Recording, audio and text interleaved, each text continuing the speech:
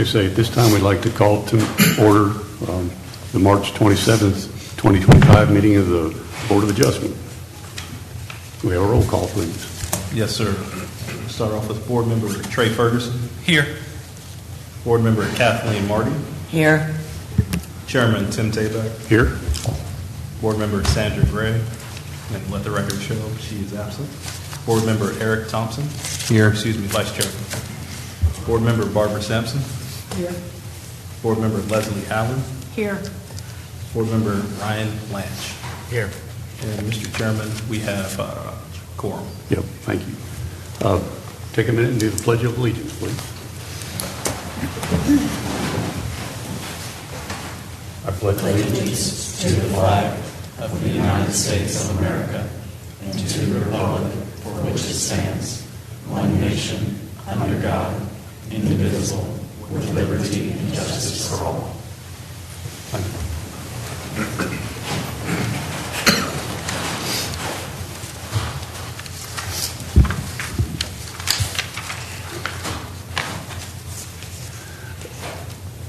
Kendrick, do we have any decisions to go through? No, Mr. Chairman. Okay. So good evening, everyone, and we appreciate y'all coming this evening to meet with the Board of Adjustment. We have a couple of items that we'll get to here in a minute. Please make sure all cell phones are turned off and any other electronic devices as we kind of move forward. Hopefully that'll help us get through the meeting a little quicker. And as I mentioned, also, if there's anybody that comes in that sits with you all, please make them aware of the fact that they will eventually have to sign in, and we will have to swear in folks to speak as we go through. So the more people we get done ahead of time, the easier the process will go through. We're a quasi-judicial hearing process, and we proceed very similar to the way the court system does. And so we ask everyone to please try to respect each other that's in attendance so we don't have any outbursts. We're going to limit folks to 3 minutes. And we won't use the clock. We don't have a full house. Sometimes we do, and so we will turn the clock on periodically. We hope we don't have to do that. You know, if we go over a little bit, that's fine, for the short term anyway. And we'll talk a little bit, and I have a buzzer that goes off. Miss Marty's real good at operating the clock. And so the way we try to run the policy, we'll have a presentation. Kendrick will talk a little bit about what staff recommendation and what the process is there. The applicant gets the opportunity to speak, and then we'll call folks up that have signed up that do have standing. The ones that have gotten a notice first will be requested to speak, and then we'll proceed with the others. And we'll usually ask for the folks that are opposed first, and then folks that are in favor of, and then the applicant always has the opportunity as a rebuttal at the end. And at any time during the meeting, the board members do have the opportunity to ask questions, and we try not to do too much so we can get things proceeded on. So I guess we're ready to try to swear in folks that have signed up. And so all the presenters and anybody that's going to speak, we have to swear in.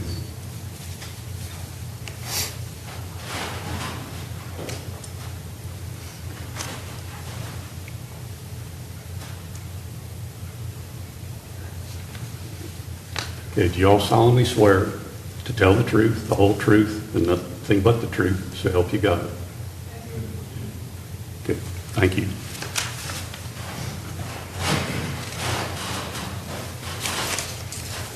So the first application that we have is Settineri Commercial.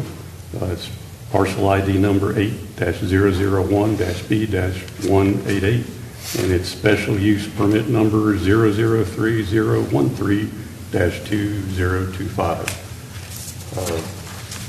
Does anybody on the board have a potential conflict?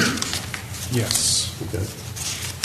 Could you let us know what it is? So I do currently have a business relationship with the owner of this property, both in the capacity of management and potential future management. Mr. Thompson, I'm going to ask you just a few follow-up questions. You mentioned you have a business relationship with the property owner. Is your property management service related to 226 East Front Street? Not at this time. Do you anticipate that it will involve 226 East Front Street? It is a potential, yes. Okay. Are you in a position to make a decision as to the special use permit application based solely on the information that's proffered in the hearing tonight? I'm sorry, can you repeat that? Are you able to make a decision about the special use permit based solely on the evidence that's presented in the hearing tonight? Or are you concerned that the potential business relationship could impact your decision? I'm able to make a decision based on the facts presented tonight. Okay. But you do reasonably anticipate having a business relationship with That this is correct. property in the near future? Yes. So, Mr. Chair, at this time, given Mr.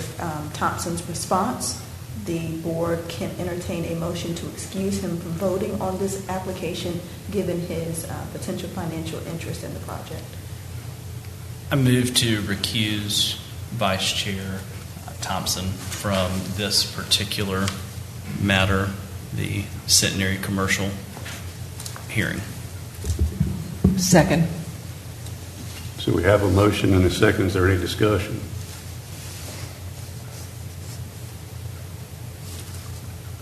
Should we take a roll call on the count, or should we raise hands? How's best to proceed here?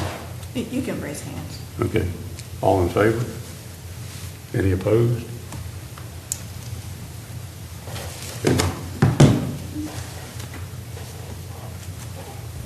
Okay, now I also have a potential conflict as my real estate broker license is held through the appraisal company, Realty Services, that did the appraisal on this potential property. So Have you had any conversations with the appraiser about this application?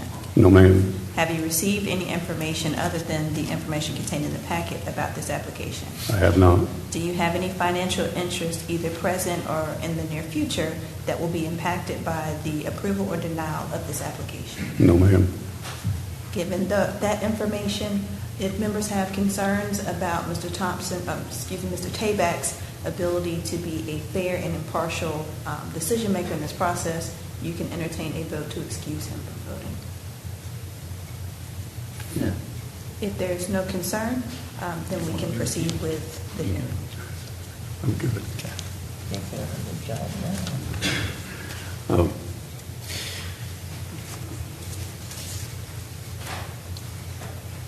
Kendrick, are you ready to make a presentation? Yes, sir, Mr. Chairman. Thank you for the floor. And good evening, everyone. Thank you for attending tonight's board meeting. I just wanted to start off by saying and giving you kind of a brief overview of the actual process prior to presenting tonight's first item. And essentially, while most uses are permitted by right, some uses require a special use permit. The board's job is respective to these criteria that you see currently on the screen. Each criteria is essentially supposed to receive an approval from this board prior to the issuance of a special use permit. And essentially, the board has the ability to impose additional conditions beyond zoning requirements when determining their decision. So I'm going to go ahead and get up and present this first item here.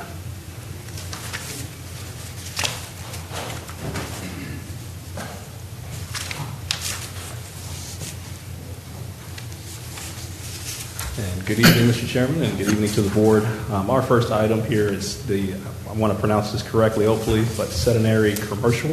It is SUP 003-013-2025. And the location here is 226 East Front Street, New Bern, North Carolina. The proposed use that you essentially are concerned with is the multifamily residence. That is the special use permit that is required for that particular use in this district. But in addition to that, there is a restaurant which is permitted by right. You have no concern with the restaurant in particular that has been vetted along with the proposal. And the request summary here is for the applicant is Go Architectural Design, PLLC. The owner is the Settineri Family LTD. The total acreage is 0.29. And the parcel identification is 8-001-B-188. And the zoning district is set as in commercial 2 or C-2. The first map you have here identifies the property, and you can see that it's outlined in red.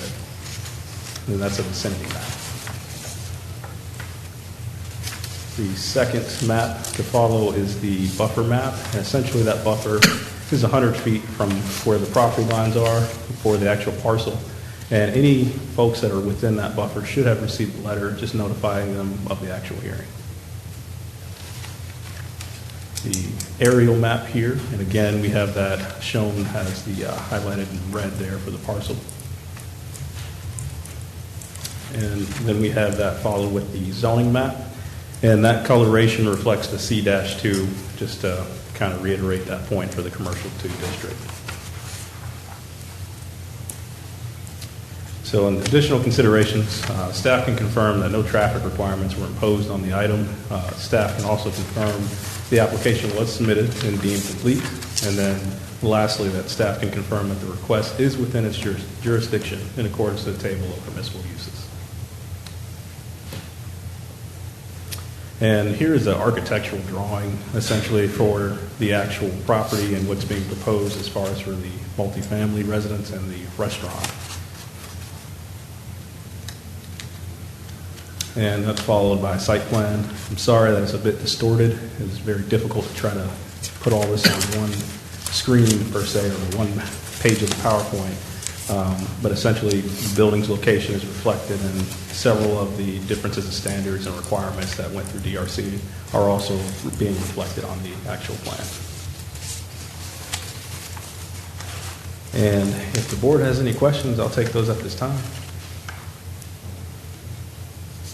Yes, I have one question from review of the information that was provided in reference to buffers along property boundaries and also setbacks.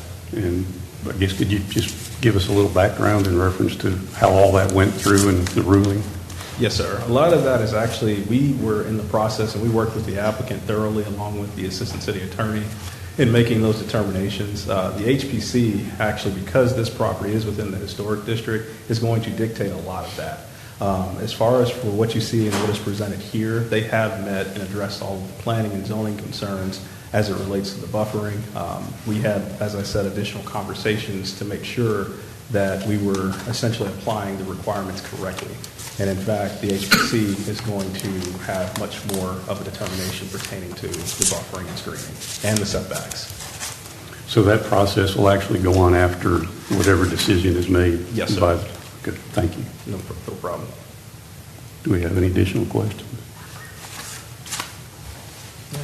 And Mr. Chairman, I should go ahead and say unfortunately, I did not include the board worksheets within the package. So what I will do is I will have that on screen as there's some deliberation and presentation. I'm going to try to see if I can work to get that pulled up on my side, and you guys will have it still, hopefully, on your screen. Okay, yep, fair enough, thank you. The applicant is now going to come up and essentially present their portion of the PowerPoint. It's included in this one, so you will all be able to hear from the applicant. Just real quick, Kendrick, one more question for you. Yes, sir.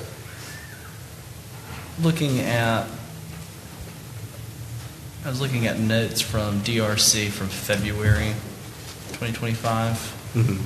There's a note here about parking that there needs to be an agreement established with the owner and himself. I think because the property owner has 2 properties and using the parking lot. Yes, sir. For both of those. Has that agreement been put in place, or is it something in the future that the applicant's going to do in coordination with the city attorney? Yes, sir. It was executed, and I've had some deliberation as well prior to the meeting here about it. So it has been reviewed by at least the assistant city attorney and the city attorney. I don't know if you would like to comment, Ms. Jamie, further on that.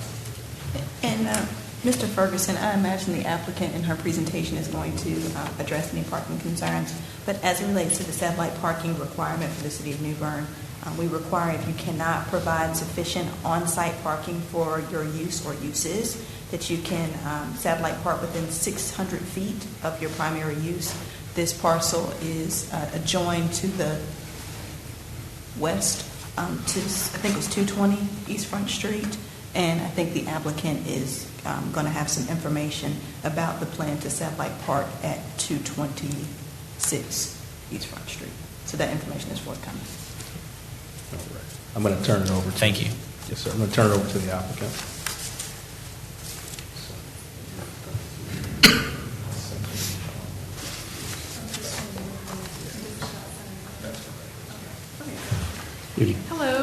My name is Sarah Afferback. I'm an architect with Go Architectural Design, and thank you for having us here tonight. I put together this PowerPoint, and some of it is a little redundant from Kendrick's, so I will skip through those if necessary.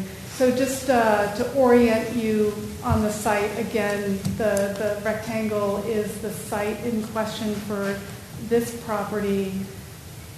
And the other two properties that the owner owns are to the left and to the bottom, two other parcels. And just to give you a visual of the site, the right-hand photo, it's an empty lot across from the galley store. Lots of three-story buildings around the area, restaurants. I'm sure you're all familiar with this site. And doing some research on this property, I found this really interesting article with the Historical Society showing a three-story brick building that used to sit exactly on this site in precisely the location that we want to do. And the Sanborn maps, this one's from 1904, shows this property and the tower and calls it out as a boarding house. It also used to be a jail and some other things. It's quite an interesting building, and if you search up 226 East Front Street, Historical Society, I think Mickey Miller wrote an article about it 5 years ago.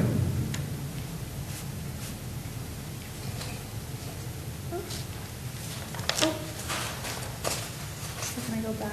Sorry. The bottom button. The bottom button. There you go. Okay.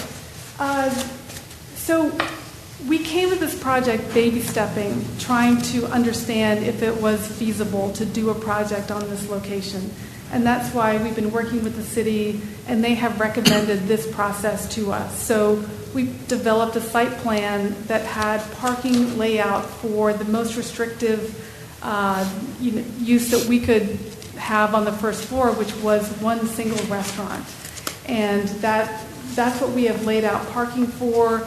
Our site surveyor has laid all this out, provided a dumpster on site, and we have been through the number of parking spaces during the site plan review process that was a multi-meeting process with all the department heads of the city of New Bern, and so that they could see this project and say, kind of give us an okay to go forward, to come to this board. If you all approve us tonight, then we will move on to HPC, and we will develop elevations and put together some renderings and kind of develop this plan a little bit more. So what you're seeing tonight is it's a basic idea of what we understand the project to entail. And happy to answer questions about it. But the owner recently bought these three parcels. And the Sparrow House, which is the tall Federalist building that is existing on East Front Street now, we would utilize parking behind that. And you've probably seen people park down there, and it's a little haphazard, and there's some trucks there, and it's a gravel lot. And, we believe once that side is cleaned up, marked, striped, paved, have the parking clear, have handicap parking, have ramps and stairs available to this site, that it will really kind of tighten up that area. And as it stands right now, there's kind of a cut through to the Comfort Suites. Is it Comfort Suites or Courtyard? Courtyard. I always forget. Okay, to the hotel there, and that will be maintained. And so that flow of traffic all the way through. The hotel currently has a dumpster that is accessed through this property, and we intend to maintain that. That's what we are presenting in this project, and that's what the owner has indicated right now. So the number of parking spaces, when we went through the site plan review, we determined based on a restaurant, based on what we would, if we pulled a building permit for that footprint, what the occupancy would be, and then for the number of units above, how many parking spaces would be available. And so presented that, went back and forth with the city, and they gave us a determination that they were happy with that number of parking spaces. And that's included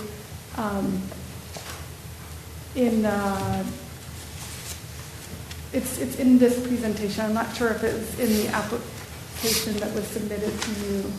But the first floor restaurant, this site is in the floodplain, and you probably have seen the Sparrow House is raised up. You have to walk up some steps to get there. And so it's a little bit of a challenge, and we want to make sure that that's pedestrian friendly.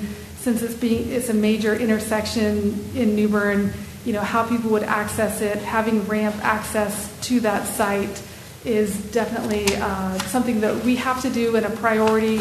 We kind of want to make it part of the experience coming up to that building.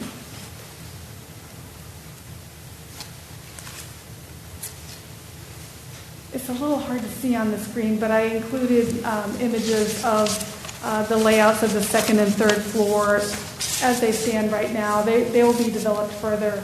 But the apartments up there, 2 sets of stairs, elevator, balconies. And then I just wanted to run through the different questions that I know that you all have to consider. And the purpose of this special use, the reason that we're here is really the table of permissible uses. And it is marked as multifamily has to come to this board to obtain that special use permit. And that's the reason why we're here tonight. And then if completed as proposed in the application, the development will comply with all the requirements of the ordinance. And so, when I read that sentence, the processes that we have been through, being the departmental site plan review, speaking with the city about the ordinances, speaking with all the different department heads, the building inspector, the fire marshal, the water department, the electric department, having gone through that process, and given an okay to move forward, we believe that we have satisfied this requirement. And then the use will not materially endanger the public health or safety if located where proposed and developed according to the plan submitted. Really, one of the things that really struck me when doing the research for this project was this historic building that was on this site, and the idea that we really would be putting back something in that area that was similarly located on the site, kind of a similar mass and scale to what was there historically, I think is really kind of exciting. And so, the idea that the old Francoeur house and the Sparrow house being 3 stories, dealing with the floodplain in a couple of different ways, and then the other mix of 2-story buildings, all of which we would have to satisfy HPC with the final design. And then the use will not substantially reduce the value of the adjoining or abutting property, or that the use is a public nuisance. And if at this time, I would like to have the appraiser just come and just speak a few words, if that would be okay. Parker, Howard, thank you. My name is Parker Howard. I'm a commercial real estate appraiser with Realty Services of Eastern Carolina. And our analysis evaluated the potential impact, if any, that the proposed project will have on surrounding property values. And we have analyzed 3 comparable mixed-use properties located within downtown New Bern, examining the property, surrounding parcels, tax values, and market transactions.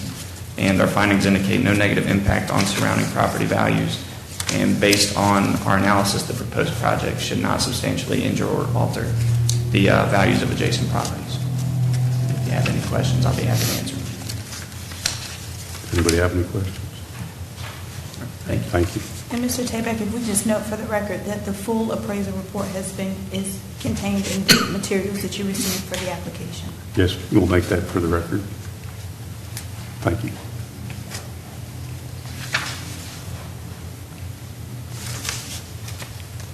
And then The location and character of the use, if developed according to the plan as submitted and approved, will be in harmony with the area in which it is to be located and in general conformity with the plan of development of the city.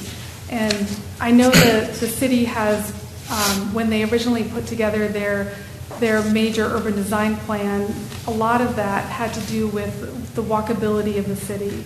And, the idea that we would have another restaurant and apartments in this area, to me, kind of helps improve that walkability, giving just another place for people to go and enjoy New Bern's great downtown, and kind of, in a way, kind of extend downtown a little bit farther down to East Front Street. I think is a great. And the fact that there are a mix of 3- and 2-story buildings in this area, I think that what we are proposing will fit in nicely.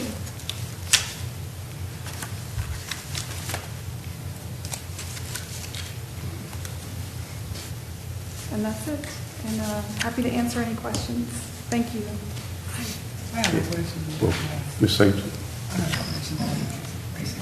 Okay, you say it's going to be a multi-family residence, right? One floor restaurant, 2 stories of apartments above. Okay, so I was more along the line of what the price of the residence would be. Would it be a certain limit that you put up there, a certain amount? I don't know what the owner's price point is.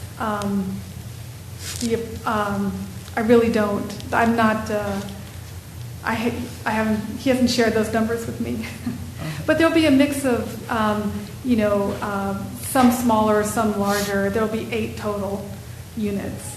Okay. With the restaurant, where would it be located? Would it be located beside the residence, or would it be behind? Right now, the way I've been thinking about it is to have kind of access from the street with ramps and stairs from the front, and the restaurant would be the entire first floor. It may have some large doors that open to let in air, but a walkway all around the building. Because the building is located in the floodplain and you have to be up about 4 feet off grade, it just, to me, it would be nice to be able to get up there, walk around, have a little bit of a view out, and, kind of be a little bit more part of the neighborhood and not just a solid wall looking up on a big building. You know what I mean? Ms. Allen? I have a quick question. I'm looking at the parking, revisit the discussion about the parking. When you calculated the number of parking spaces, you said you have 36 and 35 were required. Did that also include parking for the existing facilities that are there adjacent to it? Because I know now when I walk by that lot, there's always a row of cars for the apartments that are on the far side of it.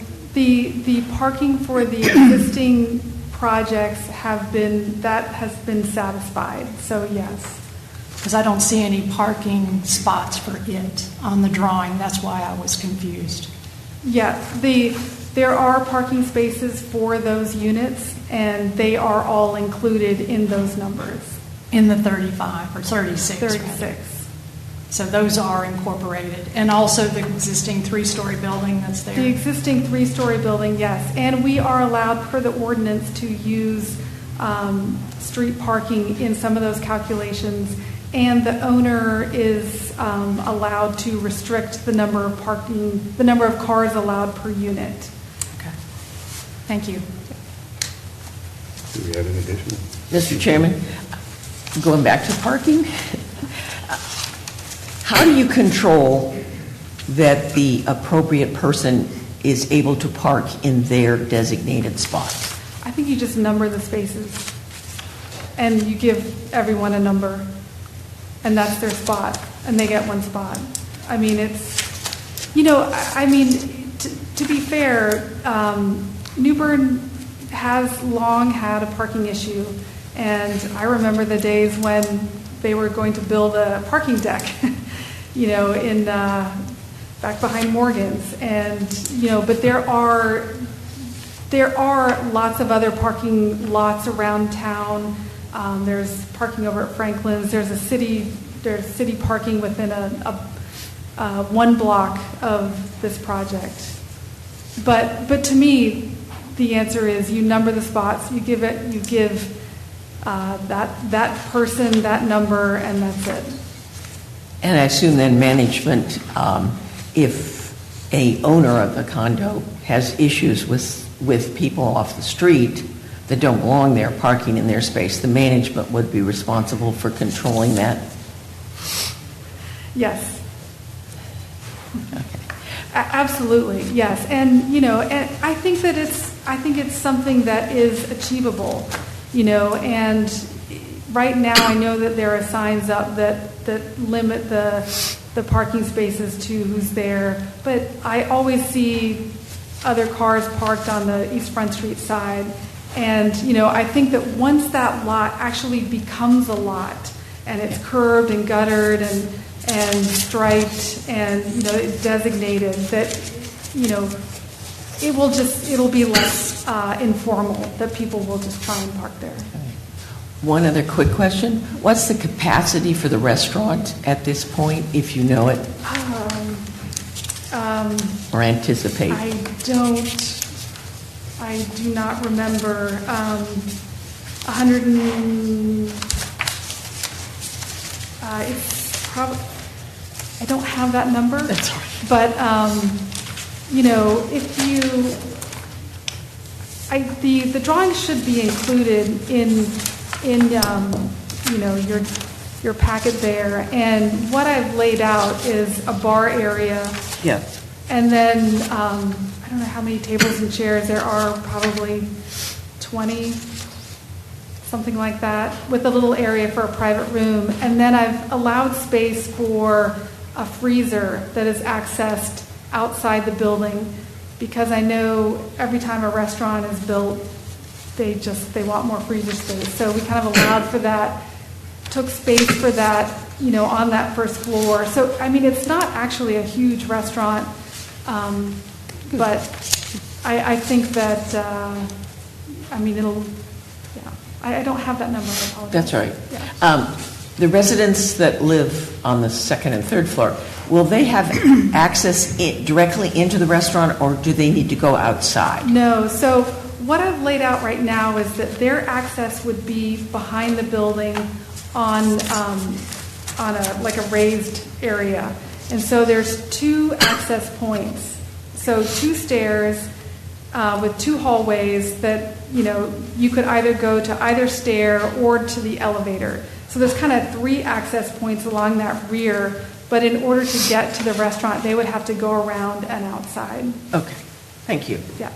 Ms. Appleback, just for purposes of clarifying the record, I think you testified that there are 8 proposed condominiums to be included in the building? Yes. Your drawing says 12. It says... No, that's, is that right? The site plan, rather. The site plan? It says 12. Oh, goodness, that's a pretty big detail right there. Is that just a typographical error? We've laid it out for what we anticipate to be the highest number that we could possibly fit on there. So it may be brought back and not be, it may be 8. Do you have that drawing right there? Your floor plan shows 4, and then your drawing says second and third floor, so that would equal 8, if Yeah. that's correct. Okay, here. Oh, no, next one. That one. Oh, the other direction. Do you have the other, like back to, yeah. Oh, I guess that would be forward 4 now. Next one. Oh, right there. Yeah. 1, 2, 3, 4. Yeah, so we've got 8 total right now. Okay. So the site plan should reflect 8 units, not 12. Yes. Okay. And the next question, just to make sure that there's clarity on the parking issue, the site plan that is included in your application shows a number of numbered parking spaces across 2 parcels. Yes. Is that right? And is it your intention that the multifamily use be able to utilize both on-site parking as well as parking behind the 3-story brick building? Yes. Okay. Yes. So the ordinance does allow for an owner of a property, if they own the property, to be able to use that for additional parking. And the owner has provided, which I believe, I don't know if that made it into your packet, but we submitted it to staff, a notarized document saying that the owner agrees to have additional parking for this project be located behind the Sparrow House on that property. Do you know how many parking spaces are required for the multifamily use? Just the multifamily use. We're required, what the owner has agreed to is to limit it to 1 per, so it would be 8. Okay. And how many are required for the restaurant? I mean, this is something that we've been through with departmental review, so I didn't come prepared with all those numbers. Okay. So I would have to, I just don't have them with me, because that's something that we spent extensive time going back and forth about how many were needed. The Sparrow House has 4, and then the rest were the restaurant. But the point is that some of the parking for the proposed uses at 226 East Front Street will be on 220 East Front Street. Correct. Okay, and the properties are both owned by the same people, Correct.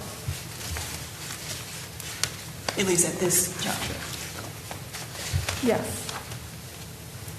And did I hear you correctly that you said there was a notarized document evincing the agreement between the 2 property owners, which is the same property owner, that the lot can be used for Yes. parking? Is that right? And I mean, how I read the ordinance, it's not even, that document's not even needed, but we provided it, and it was submitted to the city.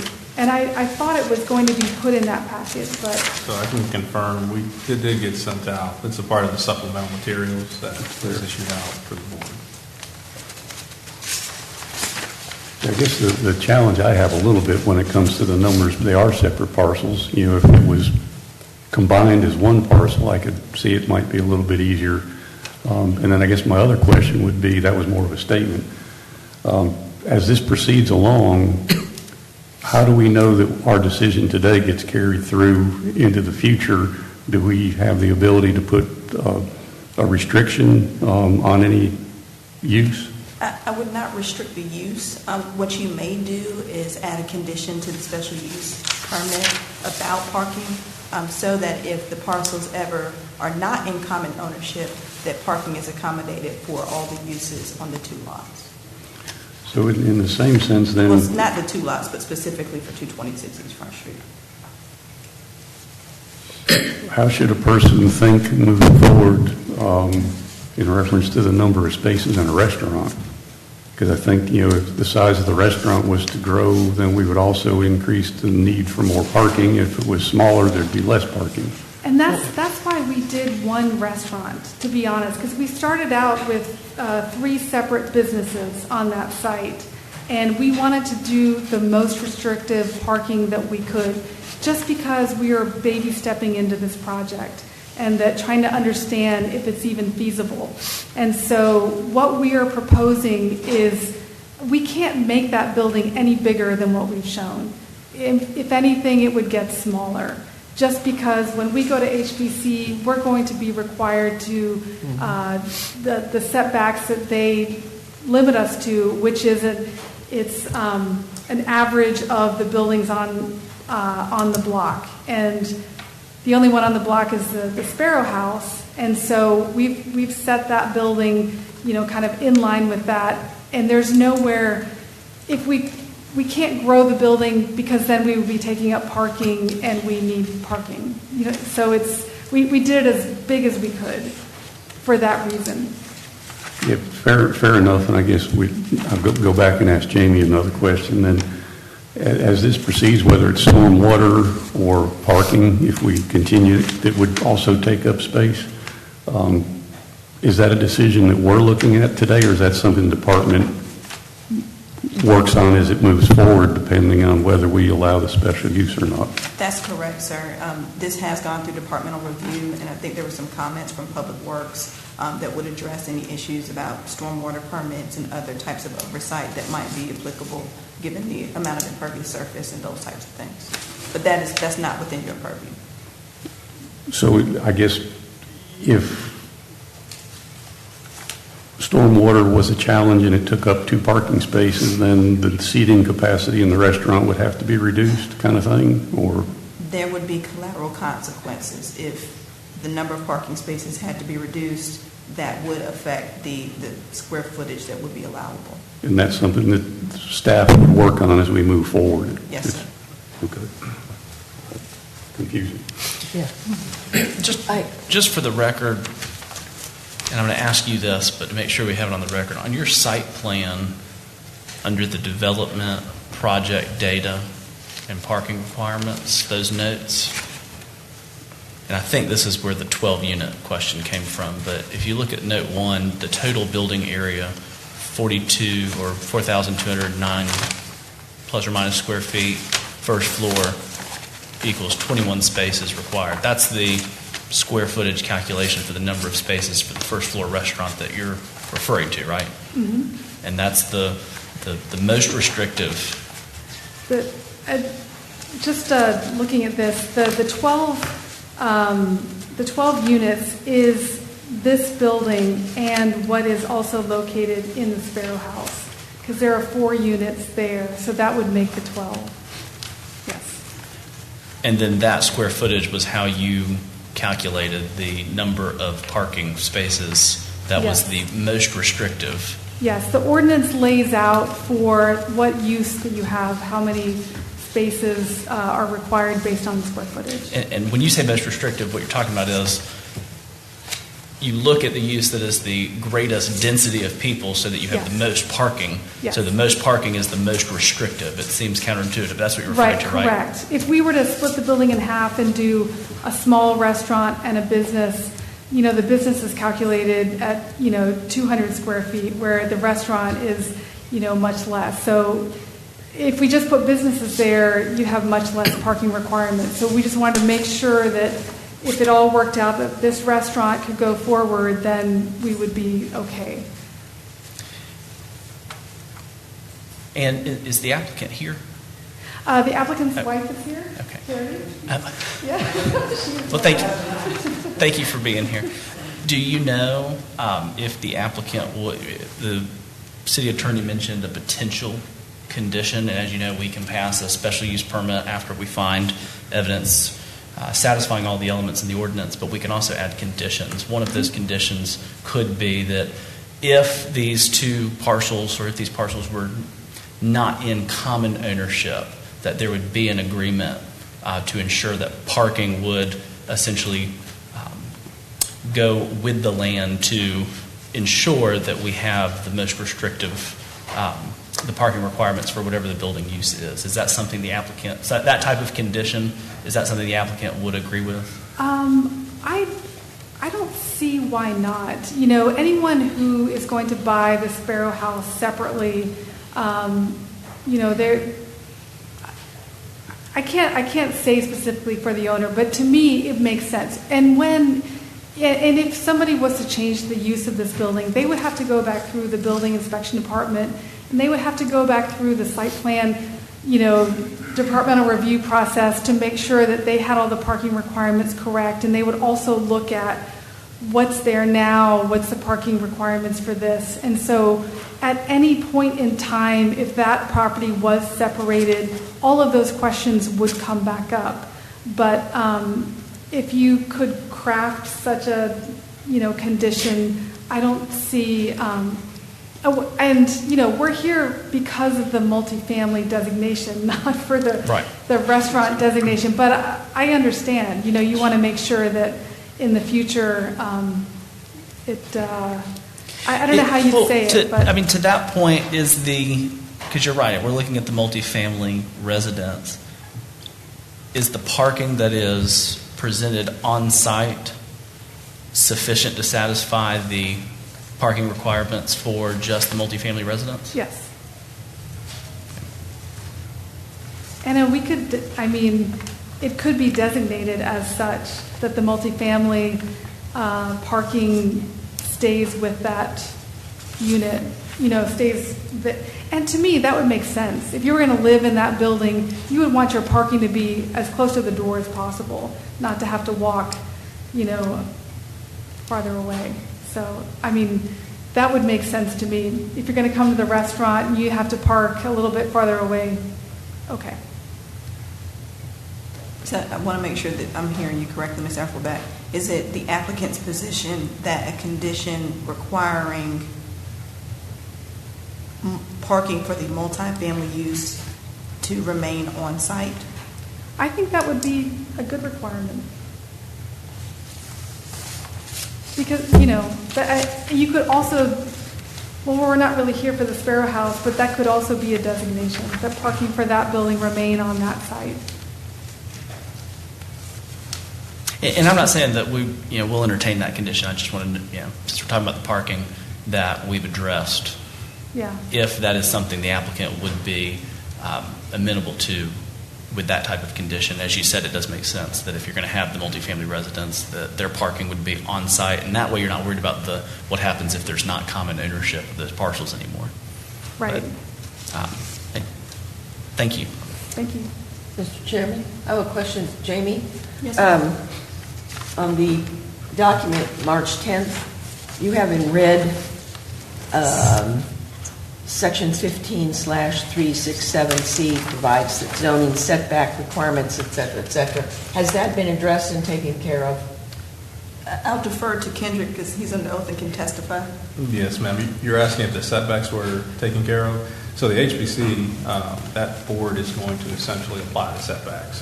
Okay. So it will be in the future pending the approval for this special use permit. And that includes the screening requirements also? Yes, ma'am. All right. Thank you. Yes, ma'am. Do we have any additional questions?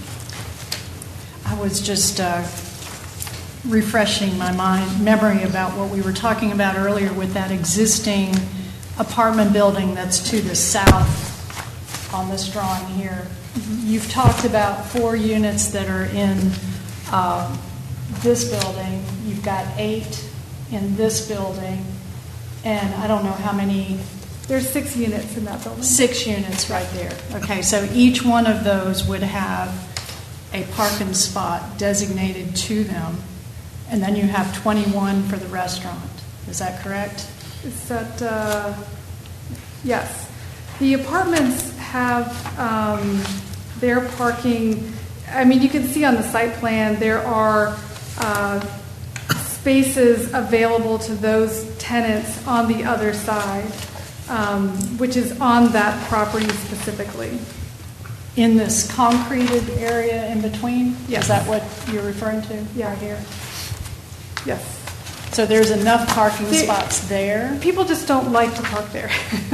So there are, that apartment building has enough spaces per the ordinance and on site and with street parking to satisfy it without taking any parking from this project, because it is on an entirely separate parcel. Yeah, that's why I was confused. Yeah. I didn't realize there were parking spaces in the middle between Yes. that house and the apartment building. Most people don't, they just go in on the other side, and it's just been that way, but, Right. when things get tightened up a little bit, you'll have to park on the other side. Okay. No more questions from me.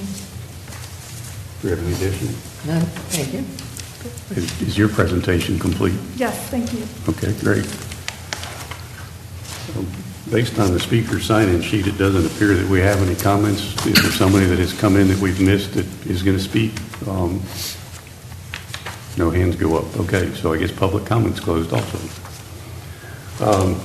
That's impressive. Mr. Chairman, I have the worksheet up here. I apologize for not having that included in your packet, but do you feel like you can read that from the screen okay? Yes. Okay. I always bring an extra copy too, so Yes, sir. try to be prepared with the laptop on. Not to say that we're going to make progress, but Jamie keeps me straight all the time, so we'll be fine. Do we have any discussion between the board before we go to a vote process?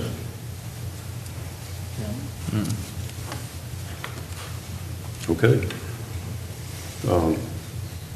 I guess our first one, we have our first one of our 6 questions is the requested permit is within its jurisdiction according to the table of permissible uses.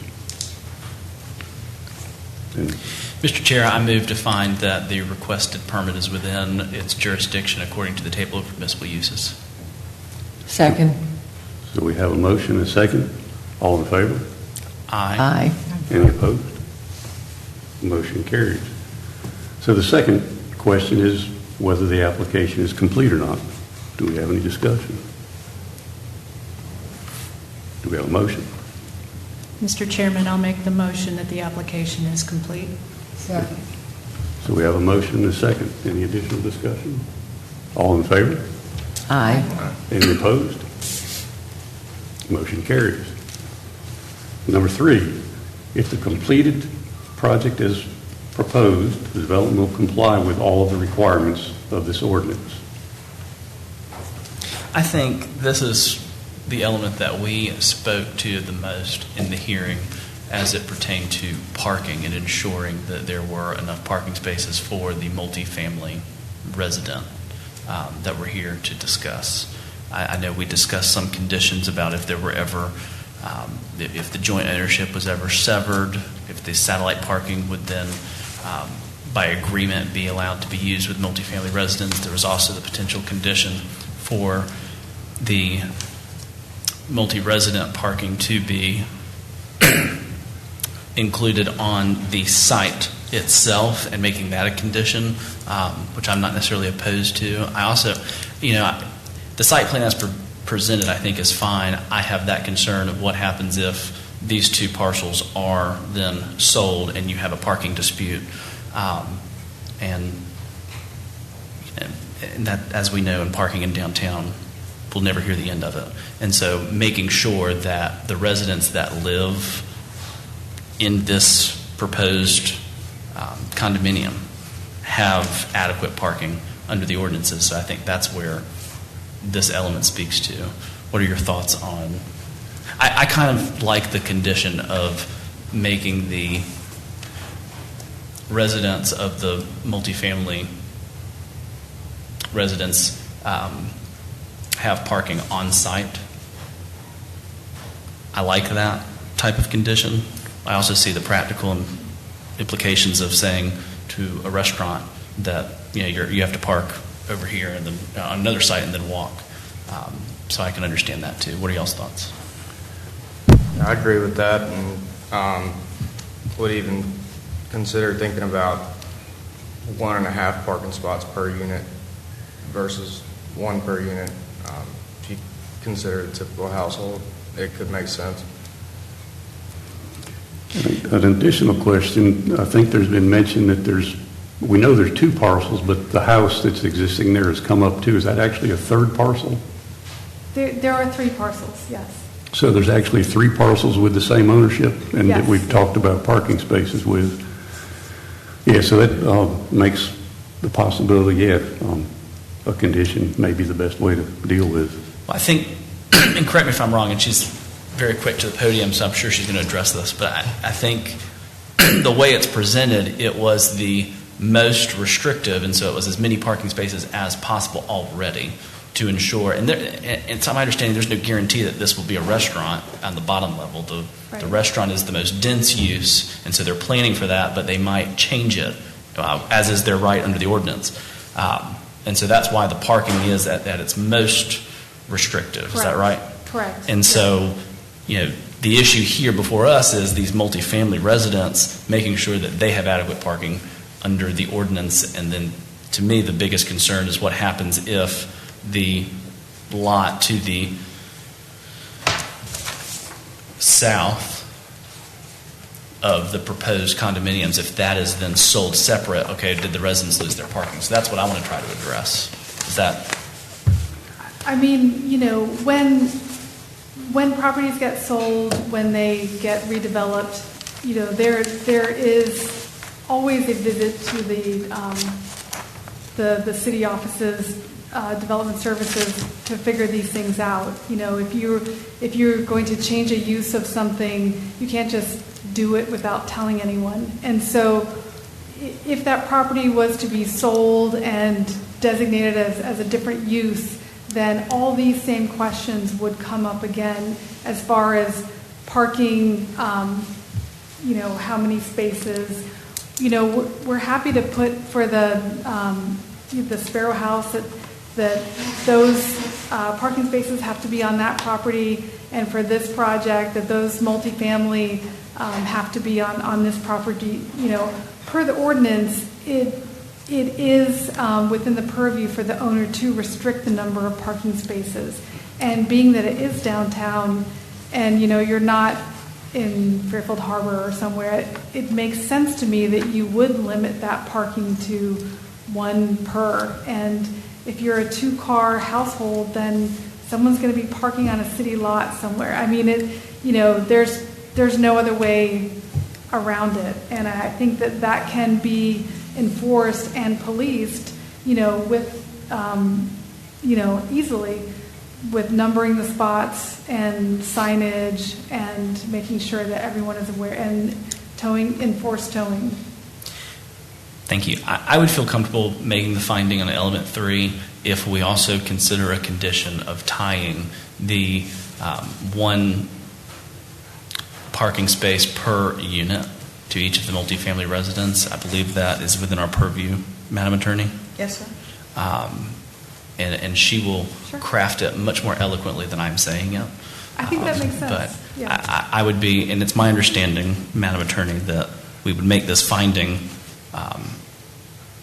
we would make this finding under element 3 conditioned on a potential condition for the tying the parking spaces, and then add the condition at the end. Is that Yes, correct? sir. Yes, sir. Okay. With that, I would move to find that if completed as proposed in the application, the development will comply with all of the requirements of this ordinance, subject to the condition that I will propose at the end of this. So we have a motion. Second. Do we have any additional discussion at this time? I'm sure we will hear in a little bit. I guess my question is, we've been talking about parking a lot, so we're worried about New Bern being walkable, being accessible, people being able to park for work, all of those things. And if the answer is that a two-car household will need to park downtown, then it doesn't seem to really help that situation at all, to me. But. Understood, totally. I think that's where our discussion process is going through, and even some of the space under the building, I guess, that's potentially going to be used as a restaurant could actually be additional parking. So, yeah, we've got a lot to consider, both in the motion and later on if we decide to add to with the condition. So it's a big challenge. Jamie's going to have to help us out a lot here a little bit. Ms. Marty, you look like you want to make a comment.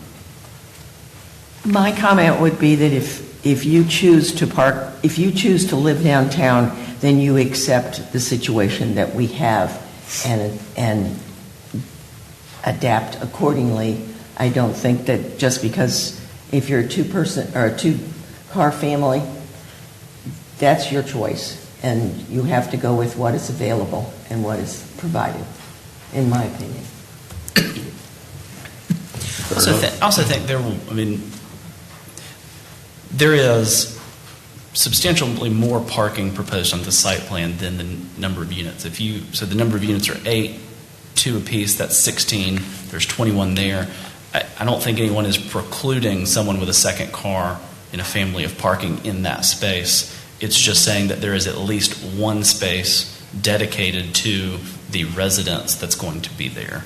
And I think by doing a requirement of 2, I think that creates overly burdensome for whatever that first floor use is going to be. And that's my only concern with that. I think we're putting a restriction that is going to kind of hinder what that first floor use could be. And so by adding the 1 space requirement, that's a minimum. We don't even have to do that. But I think it is incumbent on us to include that type of restriction to ensure that it is not only tied to the multifamily residence and units, but also on that same property to ensure that, again, if property is sold, that it's still there and it flows with that property. But again, I don't think anyone is going to prevent a second car from parking there. It's just the requirement that we're providing. So I think it's a very valid concern with parking. I just don't think by doing that, we're going to create additional obstacles where if everyone is going to be dedicated resident, well, then you got to kick all those people out if there is a restaurant, and then we're going to hear from citizens saying, okay, where do I park to go to this restaurant? But I think it's a valid concern. Yeah, and most definitely, too, when the restaurant's closed, there's parking available. So it's almost when the restaurant is open when the challenges arrive. So there's a lot of puzzles to it, and I think that if we can agree that we can come up with a condition after we go through the 6, we can probably make a vote on number 3 and know that we are going to talk about a condition when we get to the end. So I guess that's I think as a group, our biggest concern now, that we agree that we can make an agreement later to solve the challenge. I don't know then that the condition would accomplish, quelling anyone's concerns about parking downtown. If it's going to be a restaurant with that many units, then the burden's on everyone, and I think it's a great plan. Looks like an awesome place. I'd like to have dinner there one day. Yeah, so I don't know that that condition would matter to anyone except for the residents, and that seems to be between the property owner and his tenants. Totally agree with you. Sure. Yeah. And I think we're all going to have a little bit different conversation part as we kind of move on with it. We still have the motion to talk about that, and I know we have the motion and the second. We don't have a second yet, so we're at a little bit of a stalemate. If we have a second, do we have a second? I think it was. It's Marty. Yeah. Okay, so we do have a second. So Call we can the vote. question. We'll call the question. Do we need a vote? Yep. All in favor? Aye. Aye. Any opposed? And we will talk about a condition once we get to the end. Number 4, that the use will not materially endanger the public health or safety if located where proposed and developed according to the plan as submitted. Do we have a discussion? Well, I think evidence of this is the fact that we didn't have anyone come out in opposition. And that never happened. The only time that's ever happened was when we were talking about parking for Chick-fil-A. Yeah. That's the only time that's ever happened. So, Yes. Do we have a motion? I move that the request will not materially endanger the public safety or health if located where proposed and developed according to the plan as submitted. Do we have a second? I'll second that. So we have a motion and a second. Any discussion? All in favor? Aye. Any opposed? The motion carries. Number 5, that the use will not substantially injure the value of adjoining or abutting property, or that the use is a public necessity. And that one also, I think, in a way, goes back to number 3, somewhat as far as the adjoining property, if it ever gets separated in ownership. But that's just a thought. So we do need a motion to move on or some discussion. I move that the use will not substantially injure the value of adjoining or abutting property, or that the use is strike that. I move that the use will not substantially injure the value of adjoining or abutting property. Second. So we have a motion, a second. Any discussion? I think the evidence that we heard, which I believe is competent substantial material, is the appraiser who gave his report into the record that, in his professional opinion, the property values of the adjoining or abutting properties are not going to be affected by this, and so I think that has satisfied. To the chair's point about how that feeds into number 3, I agree that I think we can address, the future impact of property by talking about that condition that ties at least one parking space per multifamily unit on site, and I think that condition will take care of it. So that's why I think there's enough evidence to support that. Do we have a second? I'll second that. Okay, so we have a motion and a second. Any additional discussion? All in favor? Aye. Aye. Any opposed? Motion carries. Number 6, that the location and character of the use, if developed according to the plan as submitted and approved, will be in harmony with the area in which it is to be located and in general conformity with the plan of development of the city.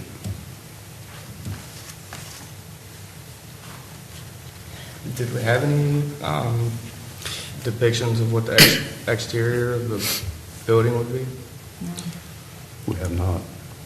No, I think the evidence that we heard, and I'm forgetting her name, but the architect, the pictures of the surrounding community, and then showing that there are other 2-story and 3-story buildings. And I think at this point, what we're looking at is the use of whether the use as a multifamily residence with a restaurant on bottom would conform with the nature of the community. I think when it comes to the outside, especially downtown, the HPC is going to have a whole lot to say about that. God bless you. But they'll take care of them from there, I think. And to Mr. Ferguson's point, there is a presumption that if a use is allowed as a special use in the table of permissible uses, there's a presumption that it is harmonious. Yeah, fair enough. Do we have any additional? Do we have a second to the motion? Did somebody make Was it? there a motion? Do we have a motion? Well, I'll motion Help that myself. Go for it, I Ron. motion that the location and character of the use, if developed according to plan as submitted and approved, will be in harmony with the area. Second. Any additional discussion? All in favor? Aye. Any opposed? Motion carried.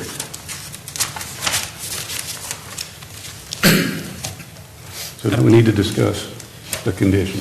I believe at this time, right, we can talk about the condition? Yes, sir. And I'm assuming the attorney has been diligently jotting down the notes of what the condition is so she could read it back so that we don't have to try to draft it, right? Yes. Excellent. So as I understand the conversation, the deliberation of the board, and also the dialogue with the applicant, I think the condition that has been forecasted is that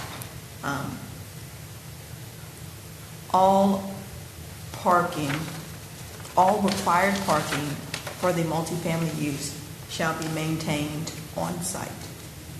Oh, yeah, that's way better. Much And simpler. so all parking Required required for the multifamily use shall be shall remain maintained on site. or shall be maintained on site. And just for the record, the applicant is nodding her head in agreement. To me, that just puts the burden on everyone else, Like, why require parking spots, on this property that will overflow into the city when everyone else, could use those spots if these people are out of town on vacation. I don't think it restricts the parking for resident. I think it's just saying that all parking spaces that are required under the ordinance for the multifamily use has to remain on site. And that on site of this property, and that's just to ensure that if these properties get sold separate and are no longer in joint ownership, that you don't have a multifamily resident living over here that's got to park satellite over here, that it stays tied to. But I don't think it restricts them from that. I think it just says that this property owner is agreeing to this condition that the multifamily resident parking is going to stay on this property. I have a question. We saying that those spots are going to be reserved? I mean, I'm saying this with our guests, with whoever's staying there, they're going to have their name on it? or just say reserve? The condition does not contemplate requiring the applicant to reserve parking spaces. The condition that I think Mr. Ferguson is shaking his head in agreement about would specifically speak to the number of parking spaces that are required. And I think the testimony today indicated there are 8 units, so 8 parking spaces are required as a minimum. I think it's the testimony that was borne out for the multifamily use. The condition as it's being contemplated requires that at least 8 spaces stay tied to that multifamily use on that property. So that and I think the site plan indicates parking across the 2 parcels. If for some reason, sometime in the future, the parcels are no longer in common ownership, this board ensures that at least 8 spaces that are on this mixed-use complex will be tied to the multifamily use. The bottom floor can change to anything, which may increase or decrease the number of parking spaces that are required for the total site, but you are contemplating a condition that will speak specifically to the use that's being proposed tonight. And the applicant did mention that they're all going to be numbered. I think the applicant mentioned that that was a possibility. Possibility. Yes. So is that something that staff would work through once the condition was made to make this work? I think certainly staff and the applicant can collaborate. The applicant is here and is hearing your comments, and she's approaching the microphone. Did you So I'll just let her say speak for herself. designated? I mean, within your wording, if you just said designated on site? Shall be maintained and designated on site. All right, I'm going to ask the attorney to reread I will the proposed recite. condition. I've written several iterations. So the required number of parking spaces for the multifamily use shall be maintained on site and designated for multifamily use. I move to include that language as a condition of the special use permit that we're granting this evening. Second. Okay, so we have a motion and a second. Is there any additional discussion? Do we have a vote? All in favor? Aye. Aye. Any opposed? The condition carries. So at this time, the special use permit has been granted with the condition. Do we need to read the condition out? We need a motion to issue the permit with the stated condition. Okay, so Definitely want to do that. do we have a motion? Trey, you go. I was waiting because you told me I hogged the motions. I move to issue the special use permit with the stated condition. Seconded. So we have a motion and a second. Is there any additional discussion? All in favor? Aye. Any opposed? The special use permit has been granted with the condition. Thank you. Yeah, thanks y'all for patience with us. All right, let's talk about the easy one, the park. The easy one. What place is cleaning out here? Yeah. Hey, don't speak too soon. Mr. Chair, you may want to entertain a motion to reinstate Mr. Thompson. Yeah. Do you want to come back? All right, I move to reinstate Vice Chair Thompson back to the board for deliberations on our next matter. Second. All in favor? Aye. Any opposed? Motion carries. Is there such a thing as a motion to substitute? Like, can we just... All right, so before we get started, the item B is the Craven County Nature Park Special Use Permit, and it's SUP-003026-2025. There's multiple parcels associated with it, with 172.61 acres down at the intersection of County Line Road and Old Airport Road. Do we have any conflicts of interest on this one? Okay, so I have 3 on this one. So as previously, I think Realty Services did an appraisal on this one, and my broker license is with them. The North Carolina Coastal Land Trust is a client. The Coastal Land Trust is the one that acquired that piece of property from the developer and donated it to the county to become a park. And then the third is I do live in Evans Mill, and when I went through the documents here, I noticed that Evans Mill HOA was one of the people that were notified, so I need to make that out there also. So I have 3. Okay, so let's take them one at a time. As to your real estate license, do you have any pecuniary interest at all in this project? I do not. Will the status of your license be impacted based on your vote tonight? No. Okay. Given that information, does anybody have any concerns about Chairman Tabak having a conflict of interest as it relates to his relationship to? He is trying his best to get off this board and to stop running these things. I will take No, that as a absolutely no objection. Okay, so your second potential conflict, Chairman Tabak, was related to the Coastal Land Trust? Yes. Okay. The Coastal Land Trust is not an owner or the applicant in this application, is it? Not any longer. I don't believe they're the applicant, no. Do they have any relationship to this project at all whatsoever other than having restrictive covenants that may run with the land? I'm not aware that there's any other relationship, no, ma'am.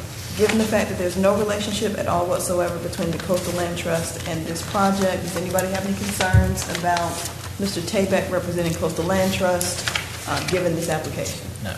None. None? Okay. And the final, you live in Evans Mill. Were you a notified person about this application? Did you receive a letter? I was not. You were not. Okay, but your neighbors were? Correct, and the HOA was. And the HOA. Are you on the HOA board? No. Okay. Do you have any special relationship with the HOA other than the fact that you live in the community? No. Given that information, does anyone have any concerns about Chairman Tabak's ability to be a fair and impartial decision maker? I have some concerns about his safety after hearing this. The HOA is going to be all over you. No concerns. No concerns about legalities. Okay. So with that information and the fact that no motion has been made, there's no conflict of interest, and we can proceed with the application.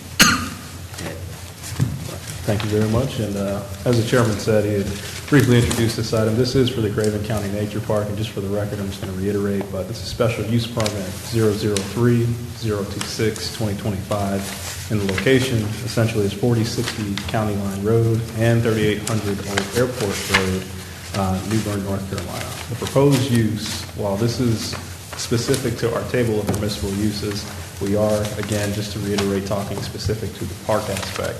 But the entirety for the use is publicly owned and operated outdoor recreational facilities such as athletic fields, golf courses, tennis courts, swimming pools, parks, etc., not constructed pursuant to a permit authorizing the construction of another use such as a school. So the request summary briefly here. The applicant and owner is Craven County. The total acres, again, is 172.61. Parcel identification numbers are 7-104-26005, 7-104-12000, and 7-104-23000. The zoning district here is residential 8, or R-8. For our first map here, you're going to see all 3 parcels highlighted, essentially, that are associated with the project, and this is the vicinity map. That is going to be followed here. I apologize, my PowerPoint is lagging. There we go. Followed by the buffer map here, and again, we take that buffer from 100 feet surrounding the entirety for the properties, and that's on the exterior. And essentially, anybody within that buffer should have received a letter. And that's followed by an aerial. Apologize if the imagery is a bit darker, but tries to give you an understanding as to what's on the ground currently. Then that's followed up with our zoning map. And again, the R-8 color is reflected there by the yellow. In additional considerations, staff confirms the application submitted was deemed to be complete, and staff also can confirm that the request is within its jurisdiction in accordance with the table of permissible uses. And I have went ahead and put the site plan just for availability to reference. This is the first page, essentially, that has some reference notes, and it's followed with a secondary page. And again, my apologies for the distortion. it's difficult to try to include this in the PowerPoint without it kind of distorting a little bit. But at least for reference points, the information is there. And if the board has any questions, I will take those at this time. Do we have any questions? None. I guess we're good, Kendra. So Chad, I guess you're going to do a presentation at all or questions, or do you have anything you want? I noticed there's a note here that says you're here for questions, no presentations. Yes, sir. No formal presentation, but I'll be happy to answer any questions you may have. I'm Chad Strong, the planning director with Craven County. Okay. So we appreciate your time tonight. Do we have- Before we get into the questions, I need to go back and ask the attorney if I need to recuse. And so I believe, and I apologize, but I believe what I need to state the potential conflict. Correct? Yes, sir. So my firm has represented Craven County, and I believe represents Craven County in a few matters regarding foreclosures. I myself do not work on any of those matters. And from that firm engagement, I do not believe we have any, or I have any financial interest in the outcome of this project, but I do need to, for the record, state that so you all may consider it. And I apologize that I did not do that at the beginning. And Mr. Ferguson, just to clarify, you do not represent Craven County in any matters at all whatsoever? Not currently. Okay. You have in the past, perhaps? I don't think I personally have. Okay. But your firm does represent Craven County for the limited purpose of tax foreclosures at this time? I believe that is correct, for some tax foreclosures. Okay. Does your relationship, your employment relationship, give you access to any information about this project? No. Have you had any conversations with anyone at the county about this project? No. Would your pecuniary interest be impacted based on the approval or denial of this project? No. Given Mr. Ferguson's relationship, firm's relationship to the county, does anyone have any concerns about Mr. Ferguson's ability to be a fair and impartial decision maker in tonight's hearing? No. No. Hearing none. Thank you. And again, I apologize. And Mr. Tabak, I think it's important to note for the record that the county has submitted an appraisal report. They have? What appears to be a certified real estate appraiser. Is that right, sir?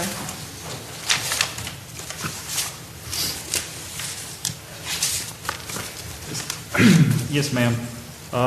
They had in their write-up, and it was according to Susan Nelson and Parker Howard's appraisal report, the proposed park will serve as an amenity to all surrounding neighborhoods, which in turn should result in the overall positive impact on those properties. Comes directly from the report. So is there any thought about traffic? Will it increase or decrease? Our estimates on daily traffic count, and most of the time it'd be used more on the weekends, maybe 20 vehicles of an increased magnitude just based on the parking that we have at the location and the usage that we've seen at other parks, Latham Whitehurst Park over off Broad Creek Road. It's the same type of park that is at that location, so that's an estimated traffic increase account. So similar to Latham. Latham Whitehurst, that's on Broad Creek Road, Sure, like sure. you're going towards Fairfield Harbor. And that's all nature? There's no ball fields there at all? That's trails, Okay. trails, bridges, nature park. And so it'd be similar to what will be developed here? That's correct. Yeah, even kayak access at that location as well. But no ball fields? No ball. Okay.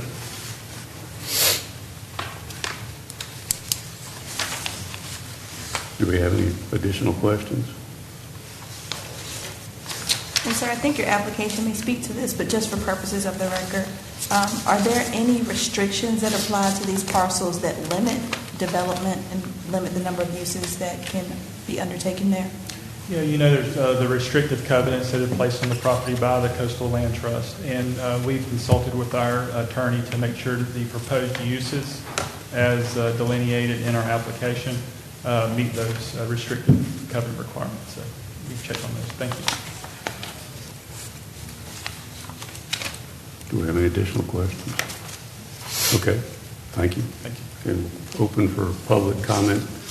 And it looks like we just have one group, Steve and Angie. I guess y'all want to come up to separate or together, however y'all want to do it, I guess. And just state your name and address. I'm Steve Williams. This is my wife, Angela. Okay. And we're at 3544 Old Airport Road in the Evans Mill neighborhood. And sir, did you receive a letter about tonight's hearing? Yes. Okay. I have it with me. Well, first of all, thank you for giving me a moment. I should state that we are not against the concept of the park in general, but more precisely the apparent entrance to it. And that entrance that I'm referring to appears to be a common area, the common area within the HOA, right beside our lot. We're on parcel 66, if memory serves.